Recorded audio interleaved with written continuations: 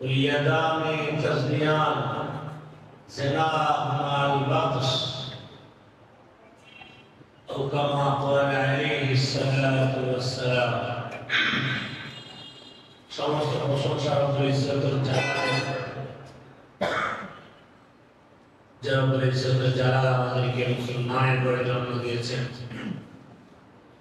ইসলাম নামক ধর্ম আমাদেরকে দান করেছেন, কোরআন কারীমের মতো কিতাব দান করেছেন, সর্বশেষ সুস্থ রেখে ভালো রেখে মসজিদ পর্যন্ত আল্লাহর প্রিয় জায়গায় আসার তৌফিক দান করেছেন।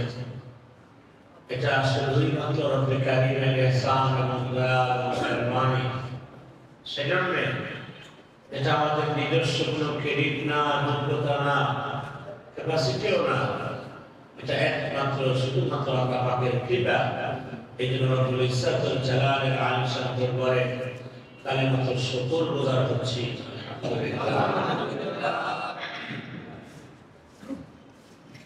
আল্লাহ প্রিয় বান্দা যারা পৃথিবীতে থাকবে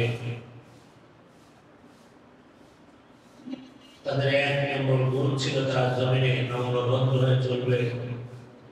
দুই নম্বর গুণ ছিল মানুষের সাথে শান্তির কথা বলবে, মানুষ কষ্ট পায় এমন কথা থেকে নিজের জীবনকে বিরত রাখবে।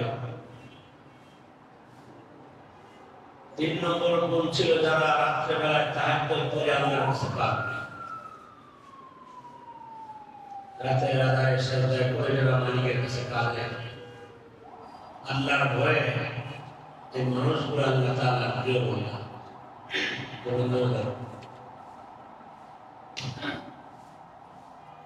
অতএব আল্লাহ প্রিয় বান্দাকে বলতে চাই, শেষ কাজে উঠে আল্লাহর কাছে কাঁদতে হবে। বিশেষ করে রাত্রের নামাজগুলো পড়তে হবে। সাহাবীরা জিজ্ঞাসা করছিল, ইয়া রাসূলুল্লাহ, সবচেয়ে বেশি দোয়া আল্লাহর কাছে কোনটা যেটা আল্লাহ খুব সহজে কবুল করেন? আল্লাহ কবুল করে সে দোয়া করবে। রাসূল আকরাম সাল্লাল্লাহু আলাইহি ওয়াসাল্লাম বলেছেন, আল্লাহ দ্রুত কবুল করে দুইটা দোয়া। এক হচ্ছে শেষ রাতে তাহাজ্জুদের দোয়া, দুই নম্বর হচ্ছে ফরজ নামাজের পরে দোয়া। ফরজ সালাতের পরে যে দোয়া হয় সে দোয়া আল্লাহ তাআলা খুব বেশি পছন্দ করেন। এই জন্য মানুষের জীবনে যা প্রয়োজন সব আল্লাহ পাকের কাছে চাওয়া গুরুত্বপূর্ণ মুহূর্ত হচ্ছে শেষ রাত। ডাক্তার উসিলা হিসেবে সুন্নাত ধরতে পারে, তো ডাক্তার আপনাকে কিছু করতে পারবে না। ডাক্তার আপনাকে ট্রিটমেন্ট দিতে পারবে, মেডিসিন দিতে পারবে, সুস্থতার মালিককে এটাই বলে। নবীনগরের বকজনের ডাক্তার আছে, ডাক্তার মহিউদ্দিন আহমেদ, ভালো মানুষ। তোমার কাছে আমি যে কোনো বিষয়ে গেলাম, পাশে রোগী ছিল, উনি রোগীকে একটা পেশেন্ট এসে কথা বললেন, আপনার যদি হায়াত না থাকে আমি ট্রিটমেন্ট দিয়ে আপনাকে বাঁচাতে পারবো না, আর আপনার যদি হায়াত থাকে আর যে কঠিন রোগী হোক, হায়াত যদি আপনার থাকে রোগে আপনি মরবেন না। সুস্থতার মালিক আল্লাহ তাআলা। এই কথা বলছে, তারপরে বলছে বিসমিল্লাহির রহমানির রহিম নাম বলে এটা নাম লিখছে ইমানদার ডাক্তার। সম্মানিত এই জন্য আল্লাহ পাকের কাছে চাওয়া চাই, রোগের কথা আল্লাহকে বলা চাই, সন্তান হয় আল্লাহর কাছে বলা চাই। আল্লাহ তাআলা কোরআন কারীমে বলছেন, ইয়াহাবু লিমান ইয়াশাউ ইনাসা ওয়া ইয়াহাবু লিমান ইয়াশাউ যুকুরা আও ইউযাব্বিজুহুম যুকরানা ওয়া ইনাসা। আমি আল্লাহ যাকে চাই ছেলে দেই, আবার যাকে চাই মেয়ে দেই, আবার যাকে চাই ছেলেও দেই মেয়েও দেই, আবার যাকে চাই ছেলে মেয়ে কিছু দেই না, বাঞ্ছাই রেখে দেই। এই সব কিছুই কার কাজ? আল্লাহ কোরআন বললেন।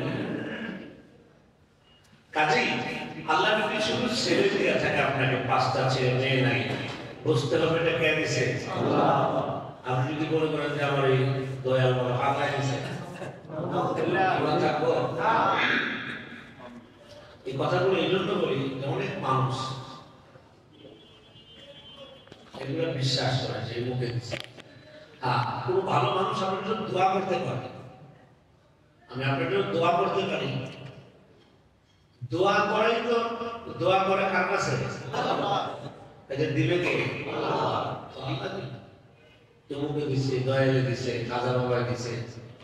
খাজা বাবা গরিব কারণে আমি বেঁচে গেলাম। শুনলে অসুবিধা আছে। রিক্সার পিছনে লেখা দয়াল বাবা মনীষার নামে চলিলাম। ইমাম কি আছে? দয়াল বাবা হাসান সাহেব নামে চলিলাম। দয়াল বাবা লেখটা সাহেব নামে চলিলাম। আইসি লেখটা, জামু লেখটা, দোহাই লেখটা, এই সমস্ত কথা ইমাম চায় না যারা একবার মেঘ নামে দিতে দিয়ে সাহ। এই জন্য কোরআন কারীমে আল্লাহ বলেছেন ইয়াহাবু লিমান ইয়াশাউ ইনাস, আমি আল্লাহ যাকে চাই তাকে মেয়ে দেই। ইয়াহাবু লিমান ইয়াশাউ যুকুরা, যাকে চাই তাকে ছেলে দেই। মেয়ের কথা আসছে আগে, ছেলের কথা আসছে পরে। এই জন্য আগে মেয়ের হইলে এটা কথা বলা ভালো, এটা ভালো লক্ষণ। কিন্তু আমরা সেগুলো হয় না, আগে মেয়ে হইলে মুখ গেছে।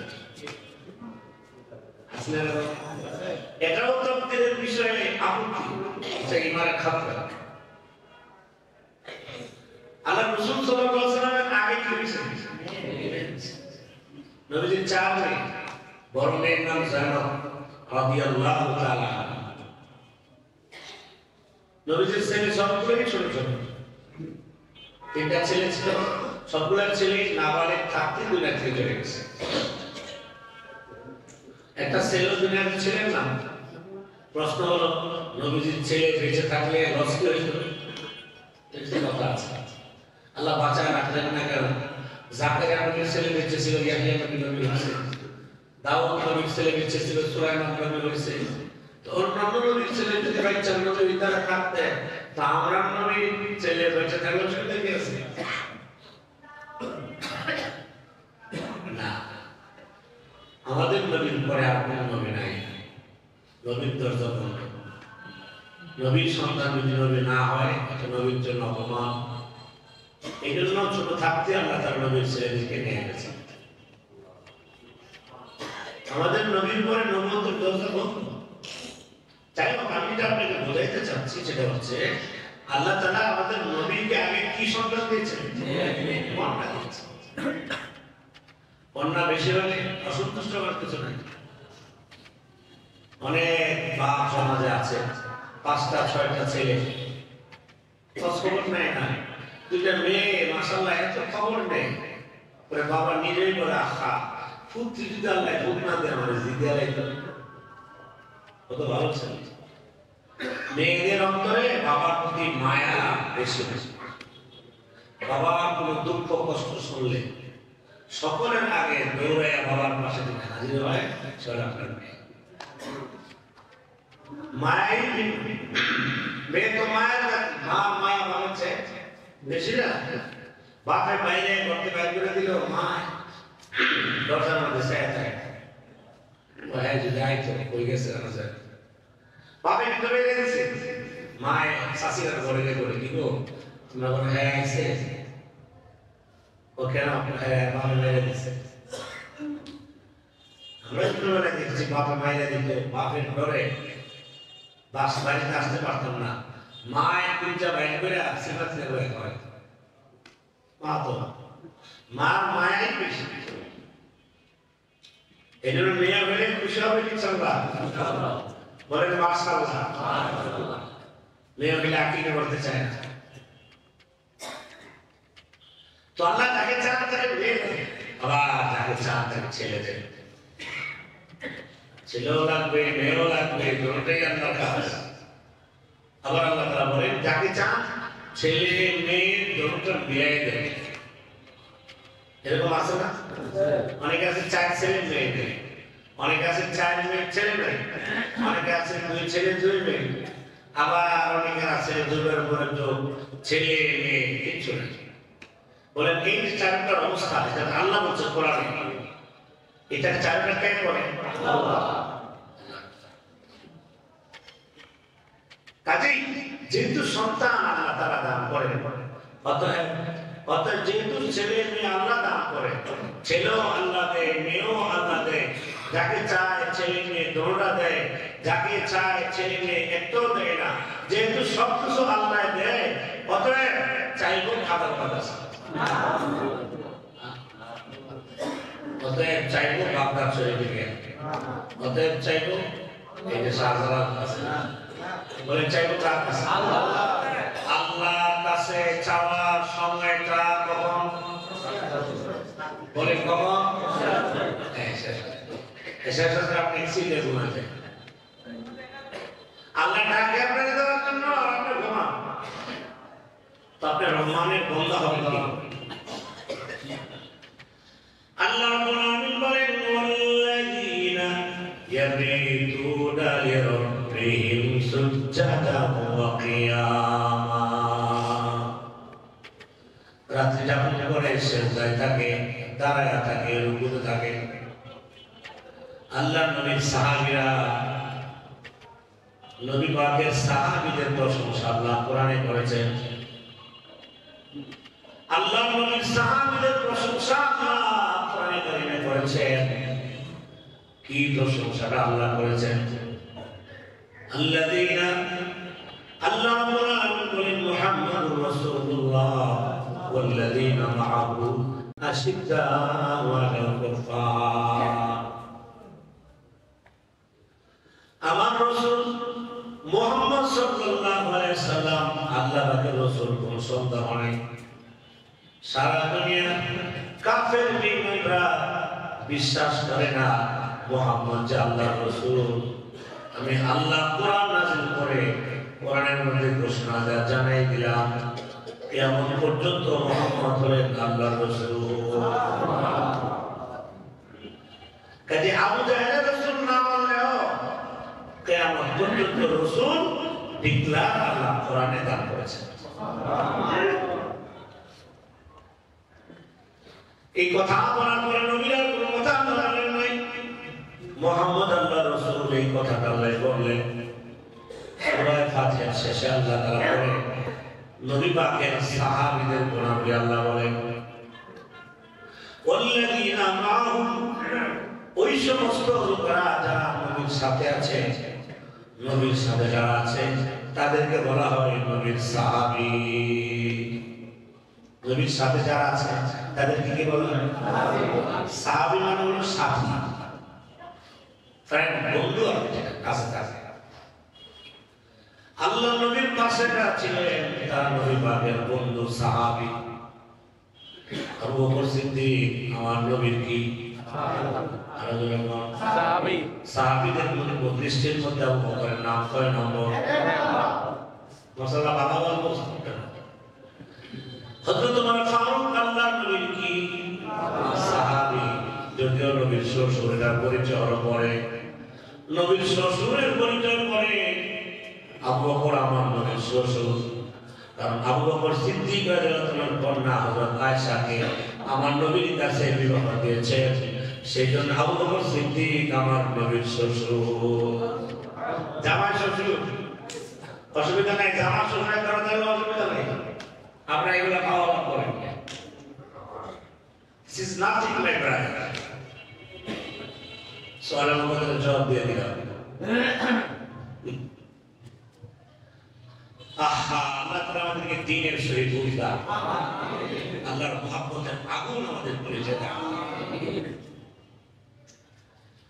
আল্লাহ রাব্বুল আলামিন বলেন নবীর সাথে যারা আছে তারা নবীর সাহাবী। আমার নবীর সাহাবীরা কেমন মানুষ তোমরা তোমরা জাননি ও দুনিয়ার মানুষ, আমি যেমন নবীর সাহাবীদের প্রতি খুশি হয়ে গেলাম, সন্তুষ্ট হয়ে গেলাম, কেমন পর্যন্ত আমি আল্লাহ কোরআনে জানাই দিলাম নবীর যত সাহাবীরা আছে তাদের সকলের প্রতি আমি আল্লাহ সন্তুষ্ট।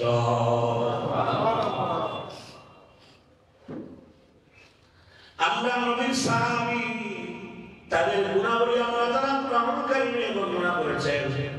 কি কি গুণ নবীর সাহাবীদের মধ্যে আছে, কোন কোন গুণের কারণে তিনি আল্লাহর নবীর সাহাবী হয়ে গেলেন, তাদের কি বৈশিষ্ট্য আল্লাহ তাআলা বলেন। এক নম্বর বৈশিষ্ট্য আশিদ্দাউ আলাল কুফার। নবীর সাহাবীদের এক নম্বর গুণ হলো তারা কাফের বেঈমানদের বিরুদ্ধে শক্ত। সুবহানাল্লাহ। সকল কাফের না, যেই কাফের বেঈমানেরা মুসলমানদের ক্ষতি করতে চায়, মুসলমানদেরকে মারতে চায়, মুসলমানদের জমিনে মুসলমানদেরকে আল্লাহর নাম উচ্চারণ করতে দেয় না, মুসলমানদের মসজিদে নামাজ পড়তে দেয় না, মুসলমানরা তাদের বানানো মসজিদে নামাজ পড়বে, কাফেররা সেখানে বাধা দিবে। অতএব যে সমস্ত কাফের বেঈমানেরা মুসলমানের দেশে মুসলমানদেরকে নামাজ পড়তে বাধা দেয়, কোরআন পড়তে বাধা দেয়, আল্লাহকে আল্লাহ বলে ডাকতে যে কাফেররা বাধা দেয়, ওই বাধা দেয় যারা, তাদের বিরুদ্ধে মুসলমান সাহাবীরা নরম না শক্ত। সব কাফেরের সাথে শক্ত না, যেই কাফের বেঈমানরা, যে ইহুদি খ্রিস্টানেরা মুসলমানদেরকে তাদের ধর্ম পালন করতে বাধা দেয়, তাদের বিরুদ্ধে সাহাবীরা কি নরম না শক্ত?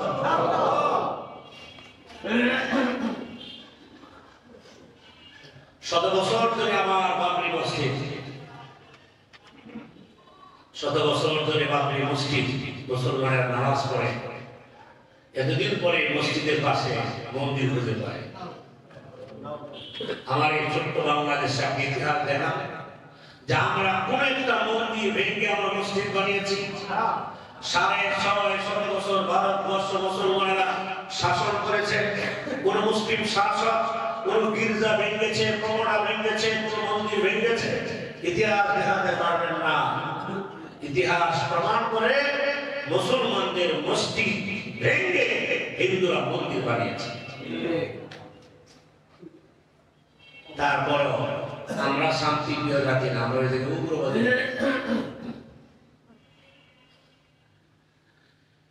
আল্লাহ নবীর সাহাবীদের বৈশিষ্ট্য, নবীর সাথী সঙ্গীরা ছিলেন সারা পৃথিবীতে ইসলামের বিজয় আল্লাহ দান করেছেন নবী পাকের সাহাবীদের মাধ্যমে। আল্লাহ নবীর সাহাবীরা যদি যুদ্ধ না করতেন, জীবন না দিতেন, রক্ত না দিতেন, বাংলাদেশের মানুষ ইসলাম পাইতাম না,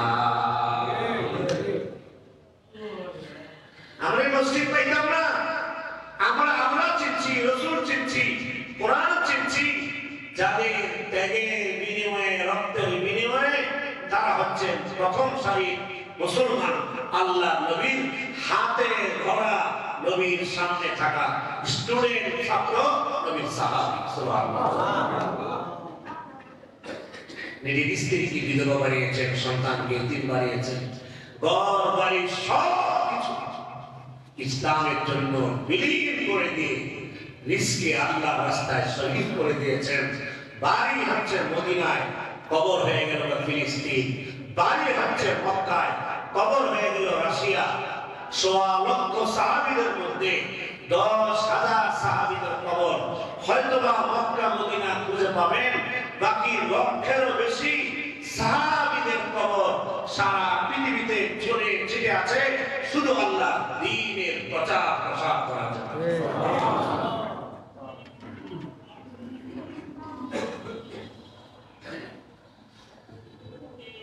সেজন্য আমার ভাইরা, আল্লাহ নবীর সাহাবীরা কাফের বেঈমানদের বিরুদ্ধে শক্ত। যেই কাফেররা মুসলমানদেরকে বাধা দেয়, যেই কাফেররা মুসলমানদের ধর্মে বাধা দেয়, মসজিদে বাধা দেয়, তাদের বিরুদ্ধে বড় শক্ত থাকবে। যে কাফের বিমান, যে অমুসলিমেরা আমার দেশে বাংলাদেশ সরকারের আইনকে শ্রদ্ধা করে দেশের শান্তি শৃঙ্খলা রক্ষা করে আমার দেশে যত অমুসলিম থাকবে তাদের সাথে আমরা বহু মিলায়া চলব। আমার দেশে অমুসলিম থেকে আমাদের এই রাষ্ট্রে থাইকা যারা এখানে বৈশা বৈশা স্বৈরাচারের ভূমিকা পালন করে দেশের বিরুদ্ধে ষড়যন্ত্র করবে ইসকনের নাম দিয়া, তাদের বিরুদ্ধে মুসলমানেরা নরম না শক্ত? কোরআন শিক্ষা হচ্ছে, কোরআন হচ্ছে সবার বিরুদ্ধে শক্ত না। কাউন কিনে কেউ যে বন্ধন জামা কিনি, এটা কিনে সেটা কিনে নরম। কিন্তু আমার দেশের বিরুদ্ধে কোন ষড়যন্ত্র হলে, দেশের মাটিতে থেকে দেশের আইনের বিরুদ্ধে বললে, দেশের রাষ্ট্রের বিরুদ্ধে বললে তাদের পরিস্থিতি তখন নরম না শক্ত? এই শক্ত হওয়ার জন্য কি হুজুর বলছে না আল্লাহ বলছে? তো হুজুরে দোষ দেন কেন? বাংলার মাটিতে কোন মসজিদের কোন ভালো ইমামের কোন কথা, নিজস্ব কোন কথা না, যা বলে সব আল্লাহর কথা, রাসূলের কথা। আল্লাহ রাব্বুল আলামিন নবীর সাহাবীদের গুণাবলী বলেন, সাহাবীদের গুণ মানে আমাদের গুণ। সাহাবীদের গুণাবলী আল্লাহ কোরআনে বর্ণনা করে আমাদেরকে বুঝাই দিলেন, তোমরা যদি আল্লাহর কাছে প্রিয় হতে চাও, তোমরা যদি এই পৃথিবীতে শান্তির জীবন চাও, তাহলে আমার নবী সাহাবীদের যে গুণাবলী তারা অর্জন করেছিল, তোমরা যদি সেই গুণাবলীগুলো অর্জন করতে পারো, আল্লাহ তাআলা তোমাদেরকে নবীর সাহাবীদের মতো আল্লাহর কাছে সেই মর্যাদা দান করবে। আল্লাহ রাব্বুল আলামিন কোরআনুল কারীমে বলেন, আমি আমার নবীর সাহাবীদের উপরে সন্তুষ্ট হয়ে গেছি। শুধু তাই না, নবীর সাহাবীদের পিছনে পিছনে যারা হাঁটবে, নবীর সাহাবীদেরকে যারা অনুসরণ করবে, ওয়াল্লাযীনা তাবাউহুম বিইহসান, ওই সমস্ত মানুষ যারা আল্লাহ নবীর সাহাবীদের অনুসরণ করবে, যারা আবু বকর সিদ্দিকের অনুসরণ করবে, যারা ওমর ফারুকের অনুসরণ করবে, যারা আবু হুরায়রার অনুসরণ করবে, নবীর সোয়া লক্ষ সাহাবীদের অনুসরণ যারা করবে, তাদের পিছনে পিছনে হাঁটবে, তাদের মিশন নিয়ে যারা চলবে, আমি আল্লাহ কোরআনে জানাই দিলাম, আমার নবীর সাহাবীদের উপরে আমি আল্লাহ যেমন সন্তুষ্ট, তাদেরকে যেমন আমি আল্লাহ বিশাল এক জান্নাত দিব। তাদের পিছনে পিছনে যারা হাঁটবে, তাদের মিশন নিয়ে যারা চলবে, তাদের কদমে কদমে যারা চলবে, আমি আল্লাহ তাদের উপরেও আবু বকরের মতোই সন্তুষ্ট হব। ওয়াল্লাযীনা তাবাউহুম, ওই সমস্ত লোকেরা ইত্তাবাউ, অনুসরণ করেছে, হুম হুম মানে সাহাবীরা, বিইহসান, সুন্দরভাবে ইহসানের সাথে তাদের পিছনে যারা অনুসরণ করেছে, আল্লাহ তাআলা তাদের উপরে সন্তুষ্ট থাকবেন। অতএব আমাদের মডেল হচ্ছে আল্লাহ রাসূল, আমাদের মডেল, আমাদের আদর্শ হচ্ছে নবীর সাহাবী। সুবহানাল্লাহ। মুসলমানের মডেল কোন ইহুদি খ্রিস্টান না, মুসলমানদের আদর্শ কোন বেঈমান কাফের না, মুসলমানদের আদর্শ হচ্ছে নবীর সাহাবী।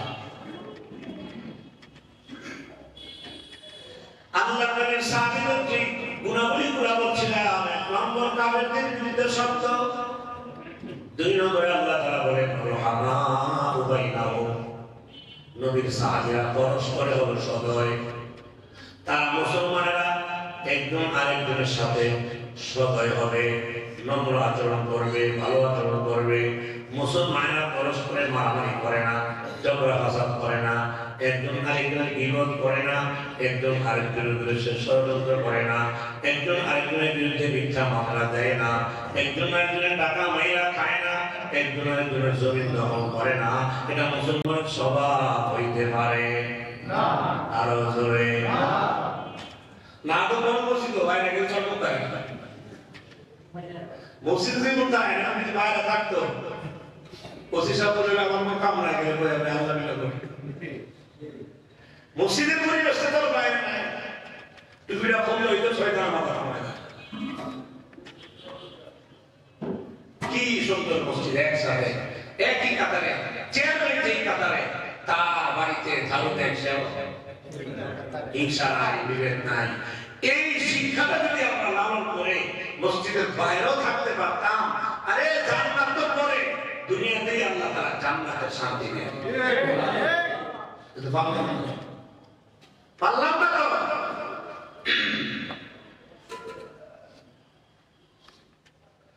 আল্লাহ রাব্বুল আলামিন নবীর সাহাবীদের গুণাবলী বলেন, আশিদ্দাউ আলাল কুফার, কাফেরদের বিরুদ্ধে যারা শক্ত, সকল কাফের না, মুসলমানের দেশে যে কাফের ষড়যন্ত্র করে তাদের বিরুদ্ধে শক্ত। দুই নম্বরে তাদের গুণ রুহামা বাইনাহুম, তারা পরস্পরের দয়াশীল, সদয় সদয়। সদয় কি পরিমাণ! নবীর সাহাবীদের জীবনে দেখেন, মক্কা ছেড়ে যারা মদিনায় গেছে, মদিনায় যাদের বাড়ি নাই, ঘর নাই, কিচ্ছু নাই, মক্কা থেকে সাইডে দিতে সব কাফেররা অত্যাচারে, মদিনায় আমার তো কিচ্ছু নাই। মদিনায় যারা স্থায়ী লোক ছিলেন, যাদের ঘর ছিল, বাড়ি ছিল, জায়গা জমি ছিল, প্রত্যেকে ভাগ কইরা কইরা মক্কা থেকে যারা আইছে এদেরকে লিগ গার্ড রেজিস্ট্রেশন দিয়ে দিয়েছে। বিনাটে ইন্টারেস্ট না, আমরাও দেই, 4 লাখ দিলে মাস শেষে আমার আসেনি। খুব দয়া, দয়া কি কয়টা আমি একটা দিয়ে রাখছি, কথার লোক করে বোঝা যায় দয়া শেষ নাই। তার খবর নিয়ে দেখলাম দিয়ে রাখছে মাসে 20,000 টাকা। এই যে 20,000 টাকা মাসে দিয়ে 10 লাখ দিলেন, এটা কি দয়া হলো না শোষণ? 10,000 টাকা মাসে নিল না, আবার দিন শেষে হাতে পুরাটে আদায় করলেন, টেহা দিতে পারে না দেখা, আর বাড়ি ঘর দিনের সাম সহ এদেশের মুসলমানরা সুদ করে না, দখল করে না। কথা বলেন না কেন আপনারা? কেন শক্ত হইতে পারে?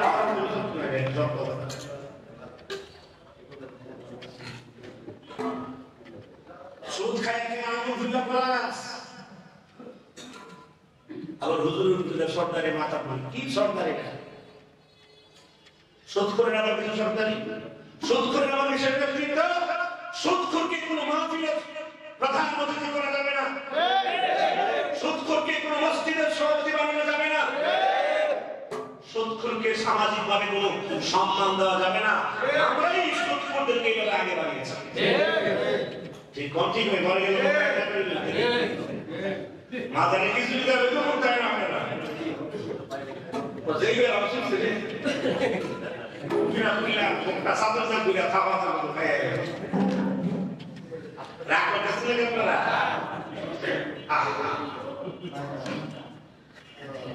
সেজন্য আমার প্রায় ভাইরা পরস্পরের সঙ্গে হন, সদয় হন, প্রতিবেশীর বেশি সদয়, পাশের ব্যবসায়ী তার মধ্যে সদয় আপনি হন, আপনি যেখানে থাকেন মানুষের প্রতি সদয় হন, দয়াশীল হন।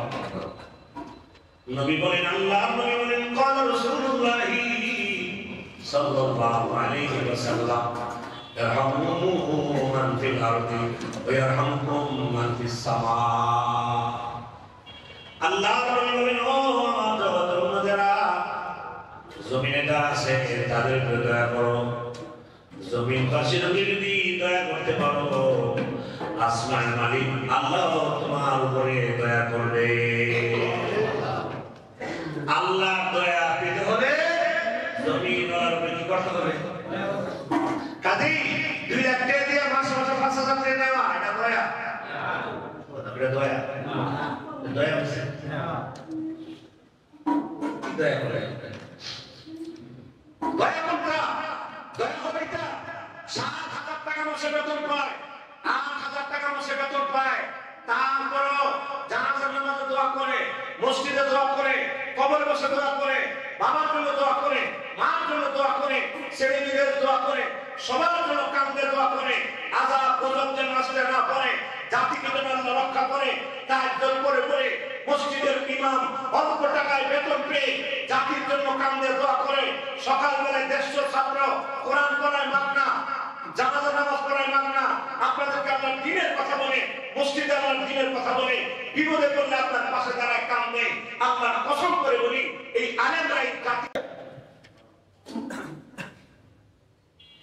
জনগণের কাছ থেকে ভোটে নির্বাচিত হয়ে 50 লাখ টাকা নির্বাচনে খরচ করেছে, পরবর্তী সময়ে ত্যাগ তুলে দিয়েছে 2 কোটি টাকা তুলে এত টাকা মাইরা খাইয়া কদ্দুর ল্যামসাম দেখো তো রোডগারের ব্রিজ কাভার কইরা ইলেকশন করে টাকা দাম না কি দাম দিতে সৎকরা ছেলে দানবীর যদি হয় এদেশের আউলিয়া করা উচিত জাতির সবচেয়ে বড় দান। এদেশের মাদ্রাসাগুলো হলো দানবী।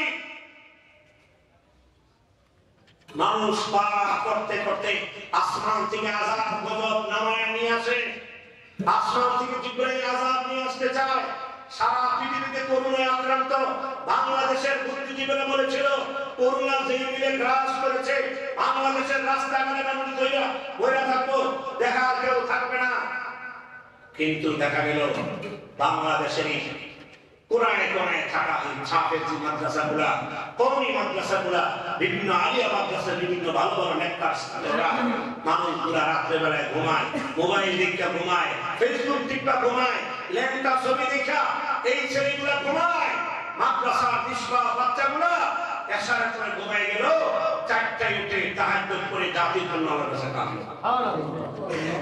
তাদের চোখের পানির বরকতে ভূমিমুখ পায়, লারা দেয়, পরে না করোনা আসে, কিচ্ছু হয় না, সব হয়ে গেছে।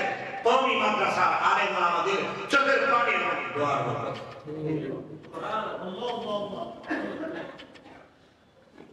এত পরিমাণ চোখের পানি দেশে আছে, আপনি বিশ্বাস করতে পারবেন না। এই দেশের কানাচে কানাচে এখনো পর্যন্ত হাজারো আম্মলি আল্লাহ চোখের পানি ছাড়ে, মাদ্রাসার নিষ্পাপ বাচ্চারা চোখের পানি ছাড়ে। এই জন্য বলি, ভারতকে বলি, আমাদেরকে আর হুমকি দিয়া লাভ নাই। তোমরা সংখ্যায় বেশি হতে পারো, ইনশাআল্লাহ আমরা সংখ্যায় যদিও কম, লাইয়া দেখো এই দেশের মুসলমানের সাথে তারা কোলায় পাবে না। রক্ত দিয়ে আমরা প্রস্তুত। আমরা গরুর গোশ খাই, লেগ আছে না খাই, গরুর লেগ আছে না যারা খায়, আর যারা গোশ খায় এদের সাথে লেগ আছে না খাই পারে না। এটা ইতিহাস কাজে আমাদের হুমকে দেখায় লাভ নেই। আমরা বদরের মাঠে হুমকি খেয়েছি, উহুদের মাঠে আমরা হুমকি খেয়েছি। আমরা সেই জাতি, আমরা বাঁচলো লাভ, মরলো লাভ। আমার দেশের এক ইঞ্চি মাটি কোন কাফের বেঈমানের জন্য ছেড়ে দেওয়া যাবে না। এত সহজ না, সত্যটা বলে হ্যাঁ দিয়ে রাখতে হবে। দেশের প্রতি ভালোবাসা রাখুন, দেশের প্রতি আস্থা রাখুন। আল্লাহ রাসূল বলেছেন হুব্বুল ওয়াতানি মিনাল ঈমান, নিজের দেশকে ভালোবাসা এটা ঈমানের অংশ। আমার প্রিয় ভাইরা, এগুলো প্রতিদিন দুরাকাত নামাজ পড়ে পড়ে দেশের জন্য আল্লাহ পাকের কাছে দোয়া করা যায়। সীমান্তে যারা আছে তারা যেন কারো কাছে বিক্রি হয়ে না যায়। আল্লাহ রাসূল সাল্লাল্লাহু আলাইহি সাল্লাম পরিষ্কার হাদিসে ঘোষণা দিয়েছেন, দেশের সীমানা রক্ষা করার জন্য, দেশের সম্পদ রক্ষা করার জন্য, দেশের ভাবমূর্তিকে অক্ষুণ্ণ রাখার জন্য কেউ যদি কোনো কাফেরের কোনো দুষ্কৃতীকে হাতে যদি মরে যায়, আল্লাহ তাআলা তাকে ঈমানের মাধ্যমে শাহাদাতের জান্নাতে মৃত্যু দান করেন। দেশ রক্ষায় মরে গেলে শহীদ, নিজের সম্মান আত্মমর্যাদা রক্ষায় মরে গেলে শহীদ, নিজের সম্পদ রক্ষায় মরে গেলে শহীদ, দেশের ভাবমূর্তি রক্ষা করার জন্য আমি আমার জীবন যদি আল্লাহর জন্য উৎসর্গ করতে পারি, তাই আল্লাহ তাআলা আমাকে শাহাদাতের মর্যাদা দান করেন। রক্ত থাকতে আমার দেশের কিঞ্চিত পরিমাণ কোন ধরনের ভাবমূর্তি নষ্ট হবে সেটা আমরা দিতে পারি না। মোহতারাম হাজিরিন, মুসলমানরা পরস্পর সদয় হবে। যে শিক্ষা দিয়েছিলেন আমার নবী, মুসলমানরা হবে পরস্পর সদয়, একজন আরেকজনের প্রতি হবে আন্তরিক। সেই শিক্ষাটাই আমরা প্রথমে তাবলীগ জমাতে পেয়েছিলাম। এরা সমস্যা যে তাবলীগ আমাদেরকে দিয়েছিল, সেই তাবলীগের শিক্ষার মধ্যে ছিল একই মিনিটে 5 জনে খাও, গোশতের টুকরা আসলে তুমি কম খাইয়া তোমার ভাইকে দেয়া হবে। আমরা সেই শিক্ষাটা ইলিয়াস রহমাতুল্লাহর তাবলীগ থেকে পেয়েছি সারা পৃথিবীর মানুষে। কিন্তু হঠাৎ করে সাত সাহেব আমির হওয়ার পরে ওই শিক্ষা বিলুপ্ত হয়ে গেছে। ঠিক না? প্রিয় ভাইরা, মুসলমানেরা কখনোই পরস্পরে কলহ করে না, বিবাদ করে না। আল্লাহ তাআলা কোরআন কারীমে আরে মারামারি করবে তো অনেক দূরের কথা। আল্লাহ রাব্বুল আলামিন কোরআনুল কারীমে বলেন, ইয়া আইয়ুহাল্লাযীনা আমানু ইজতানিবু কাসীরাম মিনাজ-যন ইন্না বা'দায-যন্নি ইসম ওয়া লা তাজাসসু ওয়া লা ইয়াগতাব বা'দুকুম বা'দা আইয়ুহিব্বু আহাদুকুম আন ইয়াকুলা লাহমা আখিহি মাইতান ফাকারিহতুমু ওয়াত্তাকুল্লাহ ইন্নাল্লাহা শাদীদুল ইকাব।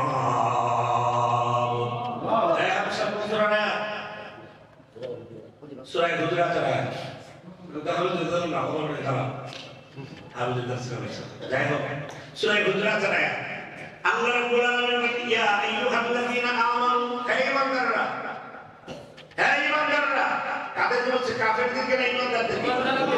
ইমানদার কারা? যারা আল্লাহরে বিশ্বাস করে, যারা কোরআন বিশ্বাস করে, যারা নবী বিশ্বাস করে, যারা আখিরাত বিশ্বাস করে, যারা কবর বিশ্বাস করে, যারা জান্নাত বিশ্বাস করে, যারা জাহান্নাম বিশ্বাস করে, যাদের ধর্ম ইসলাম, তাদের নাম হলো ঈমান। আল্লাহ রাব্বুল আলামিন বলেন, ও ঈমানদাররা, কি ঈমানদাররা?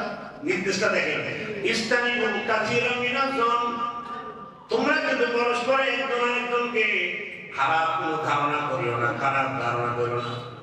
এই যে ধারণা, একজন আরেকজনের প্রতি কুধারণা, এটাই সমাজের সমস্ত মারামারি কেলাকেলের মূল।